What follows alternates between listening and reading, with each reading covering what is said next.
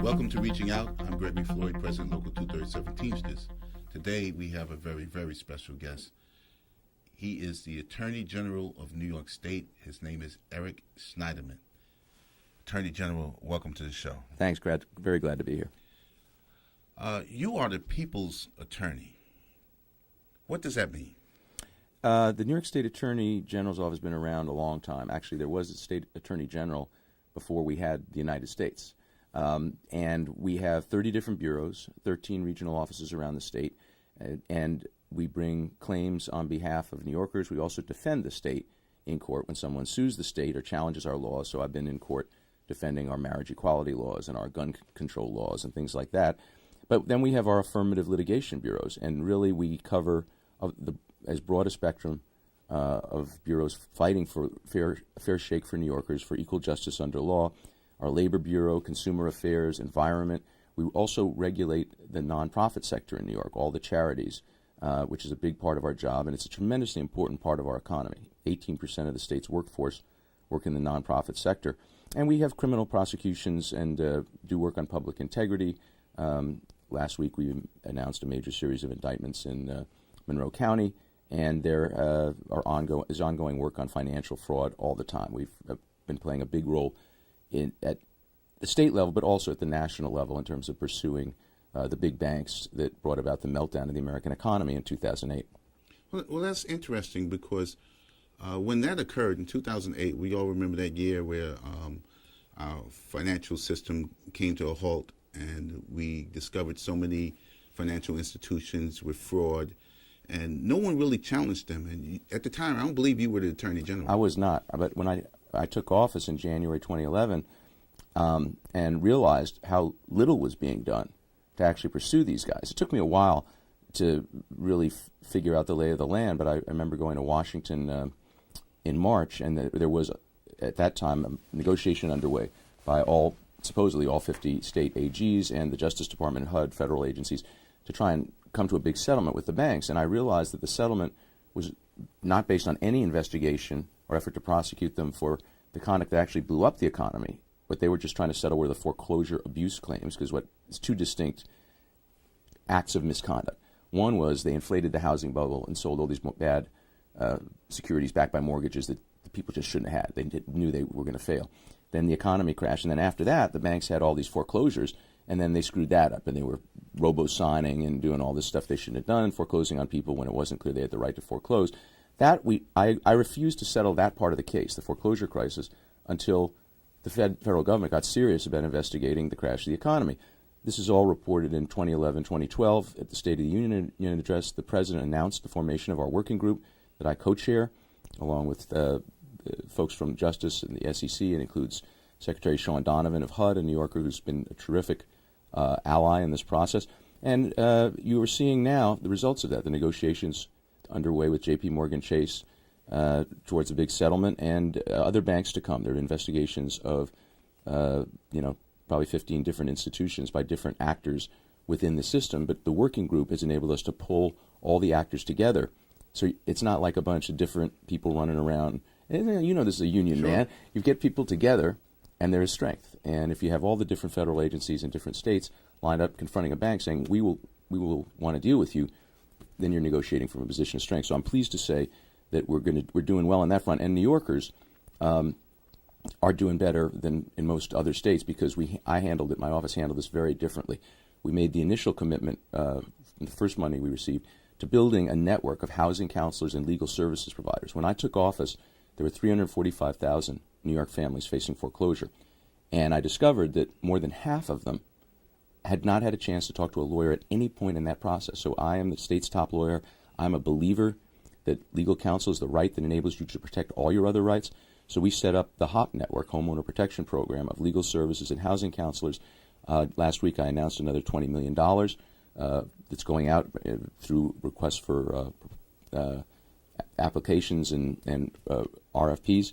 And we are determined to make sure that New Yorkers get the best deal they can possibly get and understand what programs are available to them. There are a lot of programs out there to help people with underwater mortgages who are struggling on the edge of defaulting. And because we built that network, when we did the first settlement last year, HUD estimated that New York families would get about $600 million in principal reduction right down to their mortgages. As of the first year of the program, we'd already gotten more than $2 billion because of the network we set up. And now we're funding land banks, which enable people in poor neighborhoods, the governments, to buy and rehab abandoned properties or to tear them down. In the case of Buffalo, they're creating park space and space for urban agriculture because they have so many abandoned properties to tear down. But I'm determined to get these guys to pay up and to get the money where it belongs, back to the homeowners and the people who are suffering. And there's, when the spotlight moves off things, people think that the suffering's not still there. There are a lot of people who still owe more on their house than the house is worth. There are a lot of people who are on the edge of default all the time in New York State. And I'm determined to get the money out of the banks and put it back to helping the people who are suffering because of what they did. Well, that's encouraging because I thought, for one, that the financial institutions that caused this financial meltdown, this world crisis, was going to get away with it. Because before you were elected in 2011, 2008, 2009, 2010 went by, and they were, I would say, they were not punished, they were not investigated, and the tide had turned that all of a sudden working men and women caused this crisis. Our pension systems caused this crisis. We're paying for public employees health coverage, and that's too much. And all of a sudden, this became this great attack on labor across this country, and people bought into that. Yeah, no, that is so important to talk about because there was this effort to really rewrite history. I've looked into this very carefully. I understand exactly how the housing bubble went up, and when they started to lower their standards for mortgages, and they started doing no documentation loans and interest-only loans and giving out more mortgages to people who they had to know couldn't pay them. That's the conduct that blew up the economy. Then afterwards, the conservatives who are so adept at this started to change the national conversation. Our problem is we're spending too much money. Our problem is we got all these teachers and cops and firefighters and municipal employees who are making too much, who have pensions.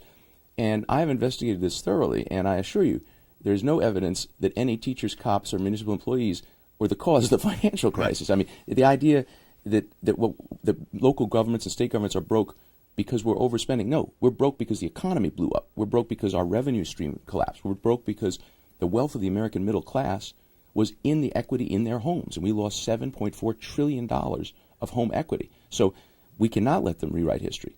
And as we go about the process, look, I have to say, the first bank in line on this, J.P. Morgan Chase, is showing leadership in coming to the table and trying to negotiate a global settlement. But I have to say that the rewriting of the rules that's going on now in Washington, I think, is going to be informed by this process. I think that we cannot allow the kind of reckless deregulation that it led to this crisis to go forward. And there's a lot of trouble rewriting the rules with the Dodd-Frank process. But I'm hopeful we're going to come up with a system that is simpler than what's on the table now, but that makes sure that they can't take these kind of risky bets that put all of us at risk. You're listening to Reaching Out. I'm Gregory Floyd, President of Local 237 Teamsters. With us today is our very special guest, Attorney General, New York State Attorney General Eric Schneiderman. And we're here talking about the mortgage crisis. And we're going to switch gears to something that's going on right now. Let's bring up Barney's and Macy's and their practices of profiling customers, especially during this holiday season.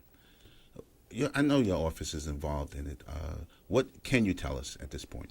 Well, it's an ongoing investigation. We were actually looking broadly at this area because we'd had some complaints before all the publicity came out. And since it became so public, we've gotten a lot more complaints. So we've requested documents from the stores. We're looking at some other stores. But basically, we're going to get to the bottom of, we appreciate the fact that they're voluntarily doing some things and trying to convene a meeting of other retailers. But we are going to find out what their policies were, who told, at what level of the executive branch of these stores were they telling people to do something. It seems clear to us that this was not just a couple of rogue employees doing it. So there was some kind of policy somewhere. And we're going to figure out who did what. And it's totally unacceptable. Public accommodations, and this is the well-established law of the United States of America, you cannot discriminate. This is just flat out illegal. I mean, this is like the civil rights equivalent of punching someone in the face. It's just everybody knows it's illegal. And for this to be happening in New York, where we like to think of ourselves as being relatively enlightened, and we're a very pluralistic community, everyone is welcome here, it's totally unacceptable. So we're quietly conducting our investigation while the other stuff goes on in public, but we're going to work with the retailers and work with our colleagues in state government to make sure this never happens again. And that's important because this is a holiday season, and people have a right to not privacy, but they have a right to feel safe when they go and shop, and they're not going to be targeted unfairly. Imagine the individuals that they questioned had receipts. Imagine paying much money for an item and they're getting stopped. Right. And the credit card goes through. You know, so it's really, when you look at it, it's almost so strange. You have to wonder what were they thinking about, right? I mean, if I go and I buy something and my credit card doesn't go through, that's one thing. If I buy it and I pay for it, the store should want me to come back, right? Yes. But the more important point is this. You know, people think the era of discrimination is over. A lot of people have said, and a lot of people try to rewrite history this way. Oh, these are the problems. They're solved back in the long time ago. Black people actually have advantages over white people. They tell all this sort of nonsense. There's still a lot of prejudice out there. We see it in our office all the time. Our Civil Rights Bureau is incredibly active these days. And believe me, there is a lot of discrimination, a lot of prejudice still out there. We are expanding the work of our Civil Rights Bureau. We've been doing a lot of work on language access, but there still is flat-out discrimination going on, and we have to all, as a city and as a state, stand up and say, not in our state. You cannot do that. You cannot discriminate in any place, whether it's a store, whether it's on the street, in public accommodations, any public space.